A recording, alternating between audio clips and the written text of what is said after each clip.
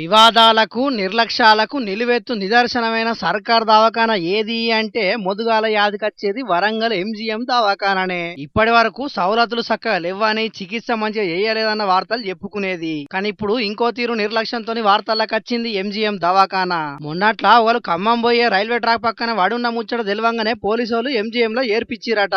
ఇక అదే రోజు తొర్రూరు బస్టాండ్ లో యాచకుని పరిస్థితి కూడా కిందికి మీదికి ఉన్నదని చికిత్స కోసం ఎంజీఎం కే తీసుకొచ్చిరట. ఇక చికిత్స జరుగుతుండగానే రైల్వే ట్రాక్ పక్కకించి వచ్చిన మనిషి జీ విడిచిండట. ఇక ఈ ముచ్చటను డ్యూటీ మెడికల్ ఆఫీసర్ అవుట్ పోస్టులు ఉన్న వాళ్ళకి చెప్పిండట. ఇక వాళ్ళు పోలీసులకు చెప్తే వాళ్ళు తొర్రూరు బస్ స్టాండ్ దగ్గరికి వచ్చిన మనిషే జీ విడిచిండు అనుకుని వాళ్ళ ఇంటోళ్ళకి శవాన్ని అప్పచెప్పిండ్రు. ఇక వాళ్ళు తీసుకుపోయి కాష్టం చేద్దామని చూసిండ్రు. కాకుంటే దింపుడు కళ్యాణ్ కాడ బిడ్డ చూసి ఇది మా నాయన కాదు, ఇది ఎవలో అనేటాలకు చుట్టాలంతా తేరిపారి మంచిగా చూసి ఇది మనోడు కాదు కదా అని చెప్పి తీసుకొచ్చి మళ్ళా ఎంజీఎం మార్చురీలనే ఇడిచిపెట్టిర్రు. ఇక అసలు ముచ్చట ఏంటంటే తొర్రూరుకెంచి దవాఖానకు వచ్చిన పేషెంట్ మంచిగా కోలుకుంటున్నాడట. ఇక ఆ ముచ్చట కూడా డాక్టర్లే చెప్పిర్రు. కానీ ఏందో ఏమోనుల్లా దవాఖానలో పనిచేసే వాళ్ళు కొంతమంది అస్సలకే బాధ్యత లేకుండా చేస్తున్నారు.